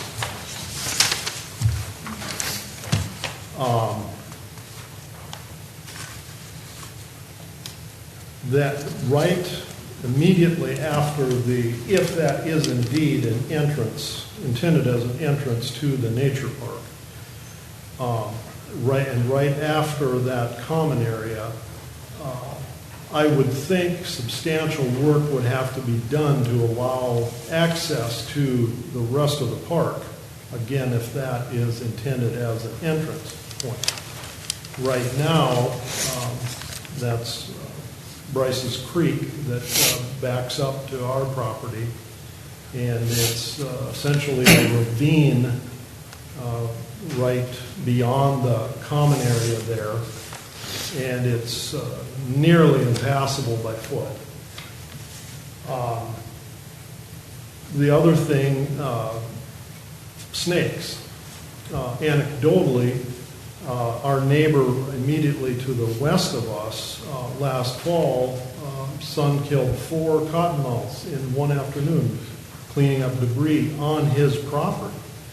So I would think that beyond that, it's not a whole lot different in the underbrush. And lastly, I guess we really don't want a lot of people passing behind our property on a regular basis. This affords us modicum of privacy in our backyard right now, which we would probably lose if that indeed is, again, considered an entrance point. So, did you have anything you wanted to add? It's just the proximity to the property itself is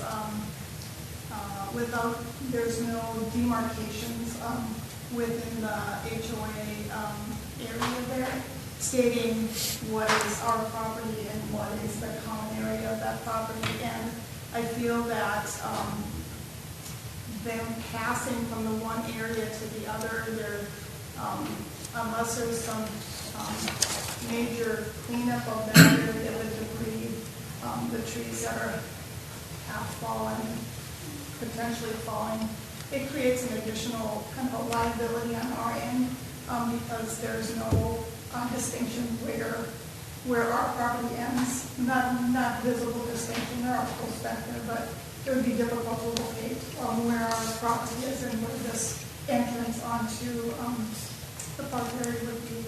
So it's a concern that we have people that are in the park, and I understand that I'm assuming the park will be very well cleaned up and maintained. But for people that are unaccustomed to an area that is not maintained, maybe a shock for them, and kind of unknowing as to what they're stepping into. Sure, totally agree. Do we have any? Where, can you, I'm looking at the site plan. Where are you, Yeah. where are you, where's your property? I don't know. Where? Would you be able to see the map that we posted in the mail there? Mr. Tabak knows. Yeah, I can see it. To the- Go back, stop right there. Kendra? Right there. Oh, sorry. So Okay, you're that- good. That right there is for Okay. the common space for Evans Mill. This is common space for Evans Mill. And this is the Bern property that sits between the two. And what is the common space? These two lines. What is it used What in? is it used for? It's just vacant ground. Yeah. So Jamie, am I allowed to speak about history of the track? And I know a little bit of history. Well, let's unpack that. So you are not sworn to offer testimony. Okay. So the testimony is supposed to come from the sworn witnesses. Okay. So to the extent this gentleman and his wife are able to give some history about the project or the property or the topography or whatever, it would be more appropriate to ask them questions. Okay, fair enough. Yeah. Yes. So I guess the best thing to do then would ask in reference to the common space, does the HOA currently use it at all? Not to my knowledge. In fact, we and our neighbor to the east, for lack of better direction, maintain that particular common space right now because it's on the edge of each of our properties. So, fair enough. That's very nice of you guys. Pardon me? I said, that's very nice of you guys. Oh, It's in our yeah. front yard, so Ah. it's in our front yard. I hope your HOA gives you a discount on your fees. Are there any additional comments, questions? To that, I'm still trying to figure it out as well. I think I understand where they are up there where it says R15, but it doesn't show any kind of a development as part of this park as far as walkways or hiking trails or anything in that space. So the closest that I see is along Old Airport Road. So you were talking about having people kind of walking through your backyard. I don't see any development there that is occurring based on this drawing. Right. The drawing doesn't indicate the common space, but if you were to go into our backyard, you would see our property lines and with poles obviously on both ends. The space between that and that Bryce's Creek is considered common area for the Okay. HOA. It just, it's not very well indicated on the picture. Is, to that point, is there, right behind the common area, is that a little like stream? It's Bryce's Creek. That's Bryce's Bryce's Creek. Creek, yeah. So what I think Ms. Allen is referring to, the walking paths are, when you, are you able to see it on a screen? Are you able to see that? I didn't know if it was in front of you or not.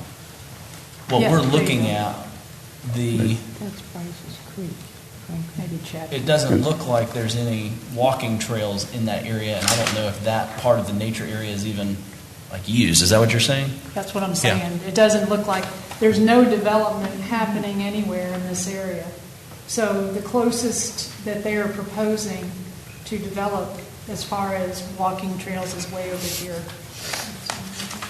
Maybe we can trade spaces a minute and get Chad to come up, and maybe Yeah. Chad can I think help a little Chad- yeah, bit. Chad. Because he's, let him help out a little bit there. Is this your property right here? The Bryce, is it on the Bryce's Creek? It's on Bryce's Creek. Here's Old Airport Road.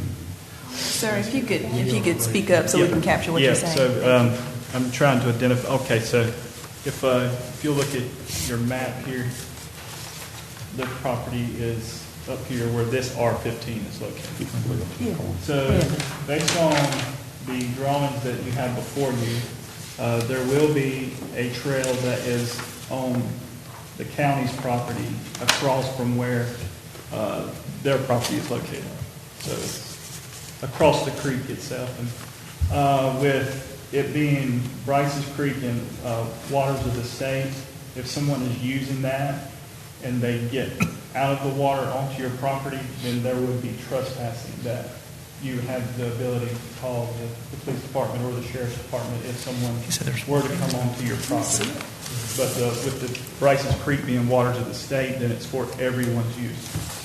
But they don't need to come onto your property. So, Chad, it appears there's a piece of property in between the county property and the common space also, is it not? That looks to be Mike Hearn's property. Yes, there's another piece in between, yeah, Yes, sure. but I don't see any walking. That's positive anyway. You said This is there was a property line. walking trail I don't see the walking along the trail. creek across from their property. I don't see that on the plan.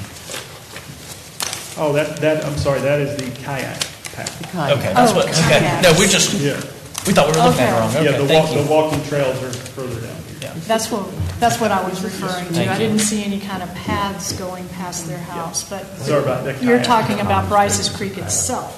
Okay, thank you.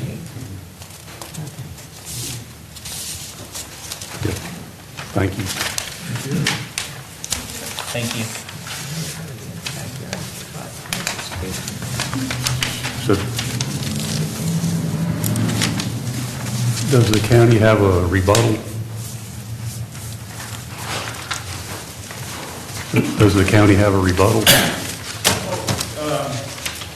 I think we worked that out between ourselves, just describing that there is a parcel that is owned by the Hearns before it gets to their parcel and/or the common area of the HOA. And I hope I explained that these are the waters of the state, and if someone leaves those waters on the private property, then the common laws of either the police department or the sheriff's department would come into effect at that point. Okay, thank you. Are there any additional questions?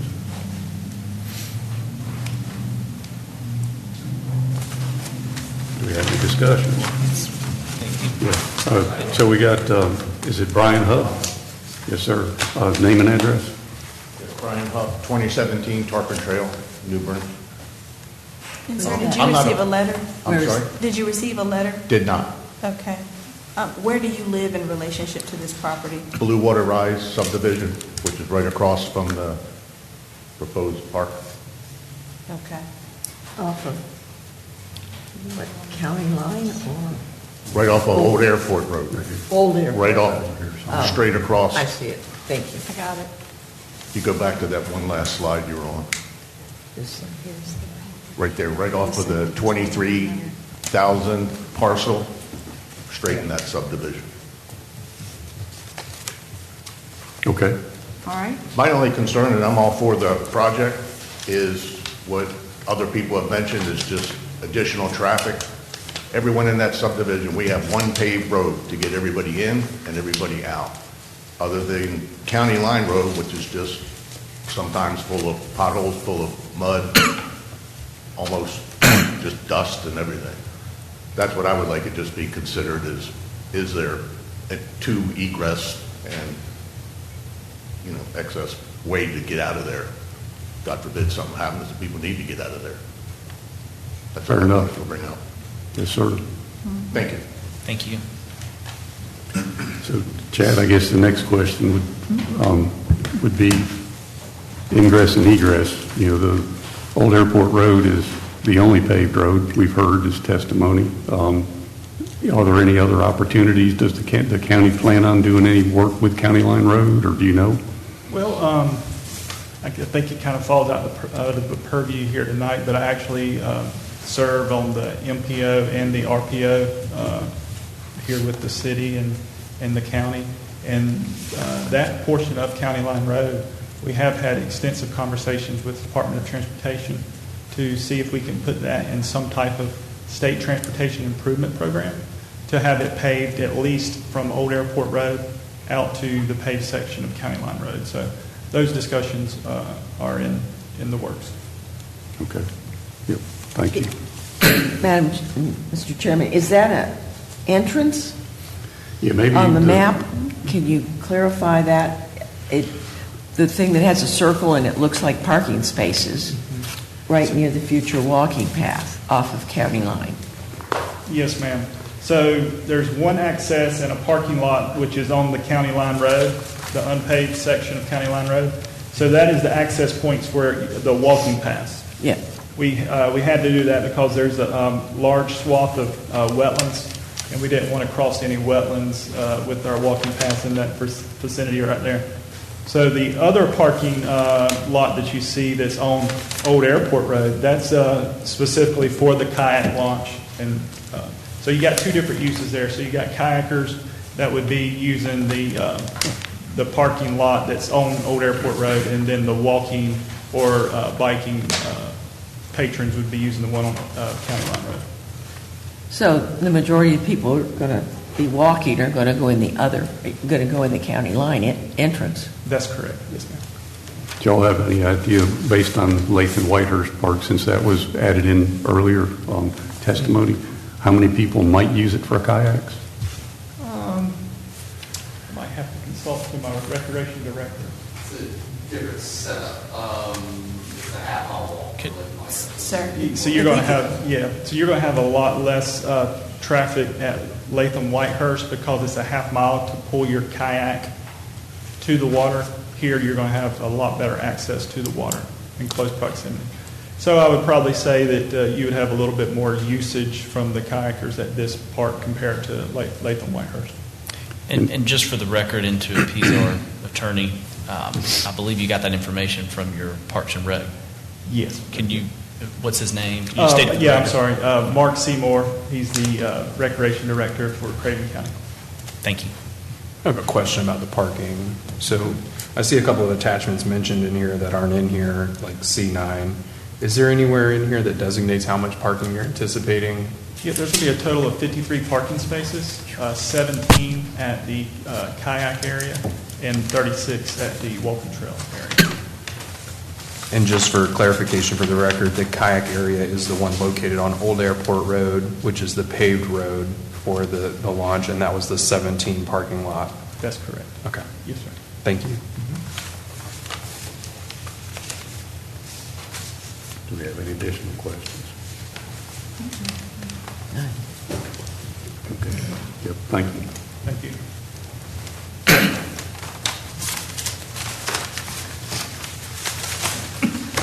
Do we have any discussion before we start the vote process?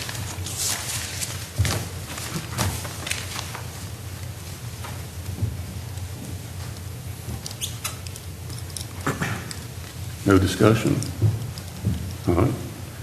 So number one would be the requested permit is within its jurisdiction according to the table of permissible uses. I move that the requested permit is within its jurisdiction according to the table of permissible uses. I second that. So we have a motion and a second. All in favor? Aye. Any opposed? The application is complete. I make a motion that the application is complete. Second. Any discussion? All in favor? Aye. Aye. Any opposed? Application complete. If completed as proposed in the application, the development will comply with all of the requirements of this ordinance. Do we have any discussion? Do we have a motion? I move, if completed as proposed in the application, the development will comply with all of the requirements of this ordinance. We have a motion. Do we have a second? I'll second that. Motion and a second. Any discussion? We probably can't Vote. condition it to be named the Tapeback Park. Oh, no, right? please.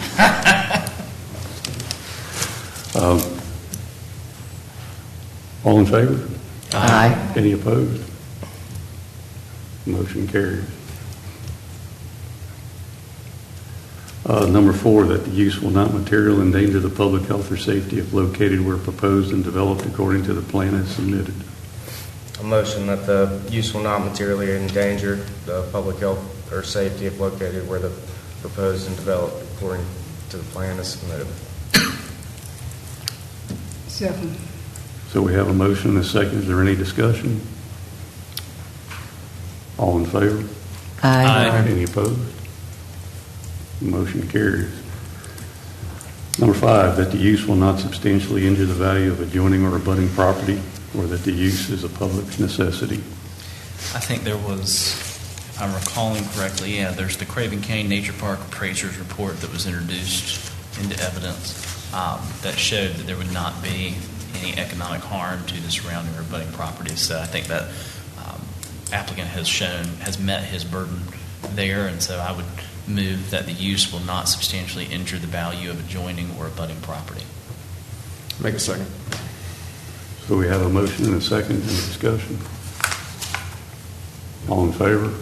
Aye. Any opposed? Number 6, that the location and character of the use, if developed according to the plan as submitted and approved, will be in harmony with the area in which it is to be located and in general conformity with the plan and development of the city.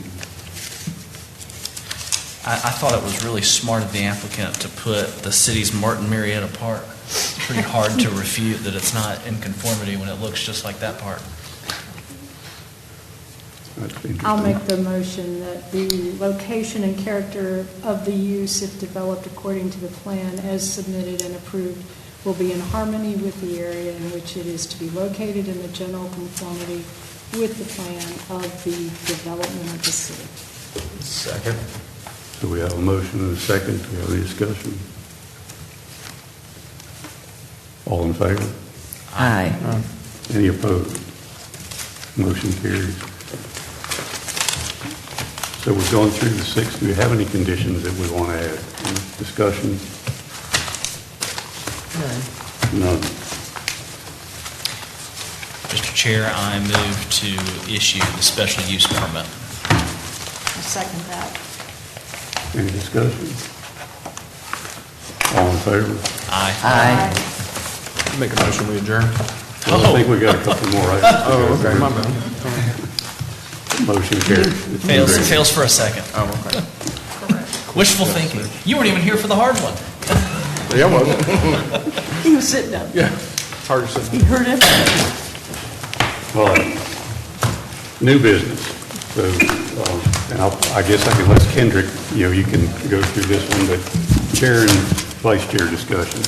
Yes, sir, Mr. Chairman. So I just received some inquiries necessarily pertaining to, from some of the board members here about the chairman and the vice chairman spot. So essentially, if the board wants to entertain something, whether it be, I don't know, I might defer to the assistant city attorney here, but I don't know if at this particular meeting, but maybe at the following meeting, it's something to think about and get kind of just thoughts across maybe a discussion area point for the board. Yes, sir. Mr. Chair, members of the board. Customarily, appointed boards in the city of New Bern elect officers annually.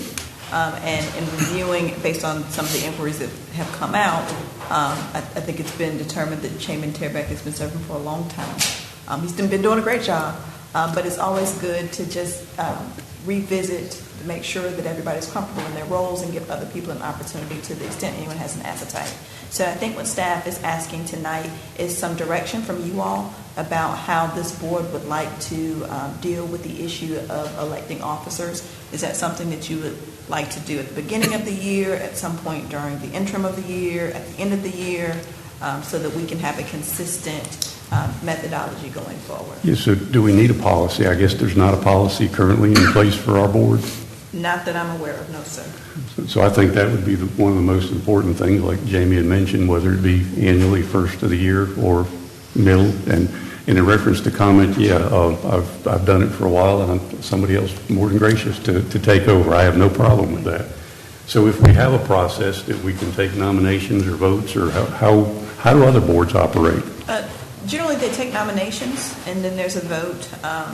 Very often, if there are multiple people that are interested, we can do a ballot. I think before we get to the methodology of voting, I think we need to determine when we want to do it. And then we can segue into the second bullet that's on your screen about rules and procedures. If you are inclined to codify your methodologies in some type of document, you can give direction to staff, and I'll work with Kendrick to bring rules of procedure back to you that will address issues like when officers are elected, the conduct of meetings, how meeting materials are disseminated, those types of things, which I think you have a good practice. It might just be good to reduce it into writing. That way, as people roll on and roll off the board, there's some continuity that people can reference and make sure that everybody's expectations and everybody's needs are met so that the meetings can run efficiently. Yeah, and I totally have to agree with Jamie. I know that after spending time with planning and zoning also, when a person spends time as chair or co-chair for a long period of time and other people don't, and everybody moves on and off, which happens a lot, it seems like, it doesn't have much continuity. And so I would definitely say that if there are folks that want to serve as chair or co-chair, now's the time really to try to get involved. And then everybody that's here on the board is still there as you go through. And folks that will be here for 3 more years would then have an opportunity and stay on and go. So it's all a process. And I think Jamie's made a good point. We need to come up with a plan. Do we have any direction that we can give to staff? Jamie and Kendrick, don't we have, I remember, might have been last year, we adopted some rules of procedure for how the hearings would go, where we had time limits on we have that, right? I think we do, yes, sir. I'm pretty certain that we do have that language. It just really didn't give or lead into any type of, for chairman or vice chairman vote. Could we, and so I guess my question is, could we take whatever we adopted, that document, and flesh it out for these rules and procedures to not only say, here are the rules and procedures for the hearing itself, but also how the board will elect. Well, I think the idea of annual is a fine idea. I think that's good to flesh that document out. As you said, as people start to roll off, make sure there's some packet that is given to new board members so that they're aware of the expectations and how things run, especially given the depth of what we deal with. We've been fortunate we haven't had to deal with administrative appeals or variances, but it would be nice to have rules and procedures fleshed out for each of the quasi-judicial hearings that we hear. So I completely agree. I think as far as the direction, I would ask that staff and the attorney work together to put together a rules and procedures, not manual, but a policy for us to review at our next meeting. And most definitely, I think even the co-chair potentially moving up to chair might be an option also, roll in and roll out in a period. So that's something that we can all come up with and talk about. Jamie, annually you're talking about, but what actually is currently the dates or the time period that individuals on the board serve, and are we to be in agreement with that annual time period as the rest of the boards of the city? Fine question, Ms. Marty. So all of your terms commence on July 1st and terminate on July 30th. Different years, but always in that interval of time. I'll tell you that the policies across the appointed boards vary a little bit because each board adopts their own rules of procedures. So I think there's one board that conducts their election in December so that the new chair or continuing chair begins their chairmanship in January, and it falls to the calendar year. There's another board, I think they elect theirs in January. There's one more, I can't remember. But it may be a good idea for you all to reflect upon when your terms commence and terminate as you're thinking about when the chairmanship might run. It may be a good natural transition period that in July you conduct an election because you have everyone seated and you'll know who's going to be serving for the next year. Or you can take a calendar year approach, whatever is the pleasure of the majority. That's my next question. When will we be told if we're to go off the board or if we're to remain on the board, if it's July to July? Are you speaking more towards your terms that you're currently on? Yes. I believe, and I've lost track, Kendrick. Tell you the truth. I'm hoping I'm not mistaken. I do have a listing of the terms and whatnot, and typically what happens is Ms. Brenda with City Hall, she will reference like, hey, this person's term is expiring in the coming months. Can you please ask them if they would like to either come back or if they would prefer to continue just to exit? So Brenda goes to you, and then you come to I come to you all. the individual that's Yes, ma'am. needed Yes, to ma'am. say yes or no. That's Okay. correct. And But that's it would generally be- done about 60 days before your term expires. Yes. That's my next question. It would be 30 or 60 days prior to July 1st. Yes, Yes, ma'am. Okay. Yes, ma'am. Well, yeah, Kathleen, you're June of 25. At least that's what the website says. Yeah, I Yeah. thought I was coming Kind of up there. past due. Oh, my goodness, Tim. But anyway, so the part of the challenge would be too, is that folks that are in the same term not be chair and co-chair. You know, that they have a chair that's, you know, say 2005, and the co-chair goes off 2006, to where somehow or another that intermixes, because historically, whatever board, two go and two come on, and that's even a bigger challenge, that you lose the chair and the co-chair in the same period.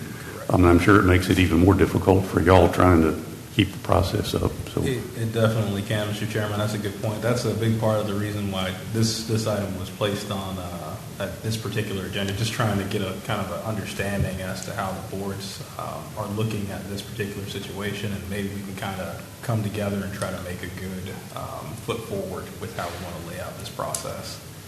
So it doesn't counteract or have any, I guess, impending issues for either side of staff, such as, you know, myself, or for the board members who are rolling off or coming off. Try to, you know, create a smooth transition is what I'm saying. I like the idea of the July election. Well, I'm curious I- on the 60-day conversation. You said 60 days in advance of a term, you're contacted by the clerk. Normally, right? yes, sir. Thereabouts. Yes, sir. So if at 45 days, or let's say 15 days, 45 days, you know by then if they're going to renew, and then you could start the electoral process for somebody that wants to proceed as far as becoming a chair or a vice chair. So we know when the term is going to expire. Generally, the Board of Aldermen, who makes your appointments, or the county, depending on what seat you're in, they will entertain those appointments at the end of May, beginning of June. So it's entirely possible that we may not know for sure who's going to be on the board, because their term has not been confirmed or appointed until June, provided also that you continue to serve until your replacement is appointed.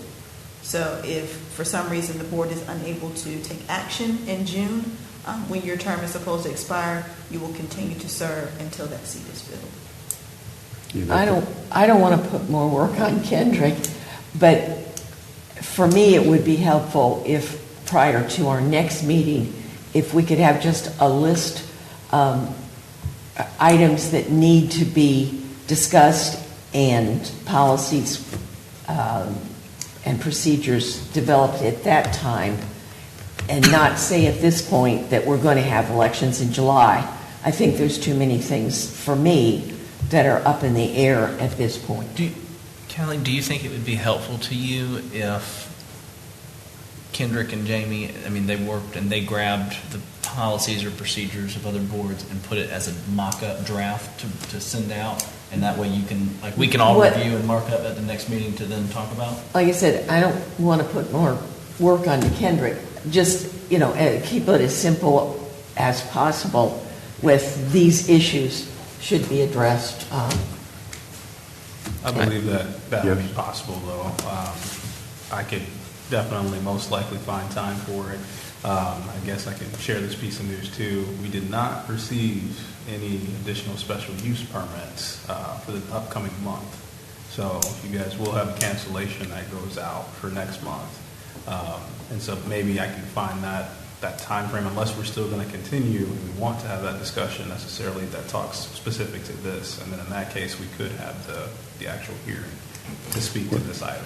Well, I'd say that's a point of discussion with the board now. I mean, if we want to try to move forward, maybe we can even all work on that and have it, you know, what do y'all think? Would y'all rather just wait till the next special use permit comes up, or just have a special meeting to discuss, you know, the policies and procedures? I mean, what do y'all think? I think it'd be great to talk about it next month, whether a permit comes up between now and then or not. I do think having some kind of a framework that we can look at to decide whether we want this or something else is helpful. No doubt. So, you know, I think if Kendrick could do that, And would you all want to entertain that for a meeting that has an item?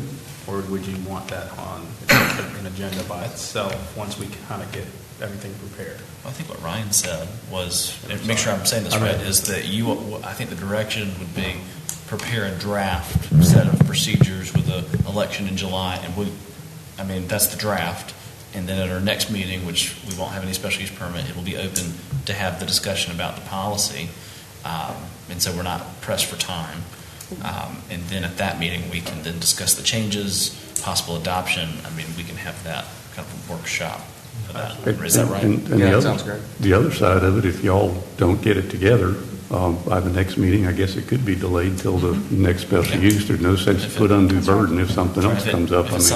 But I'm saying that. If a zoning emergency comes up, Kendrick, you can just unilaterally cancel our meeting and put it on the next one. I think we'd like it to be next time, so it's easier, we have more time, but, what do y'all? I think it's a good idea. I think that's fine. Either way, I'm good with either way. I will do my best to have it prepared by that time frame. I'll work with Ms. Jamie, and we'll see what we can do. If for some reason that it is not ready, or we're just unable to get to it particularly, we'll carry it over to the following meeting and make sure at least hopefully give you enough time to be able to review it, and even considerations as far as for changes or things that may need to be different. So we would definitely do that. Is it more reasonable to give you 60 days minimum for this? Absolutely. So it sounds like we're pushing for 30 days, but really we need to give 60 minimum for them to be able to develop looking at an May. adequate policy manual. Sounds Right, fair. so Yeah, that'll no push- sooner than June, right? That'll put us in May, and then May. and then we have plenty of time if we want Oh, to yeah, okay.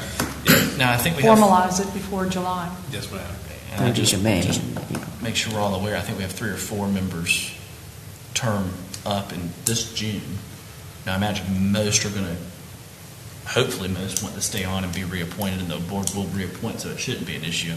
But just to make sure that we, Does that include you, Drew? it's well, Exactly. keep my mouth shut while we're sitting here. Yeah.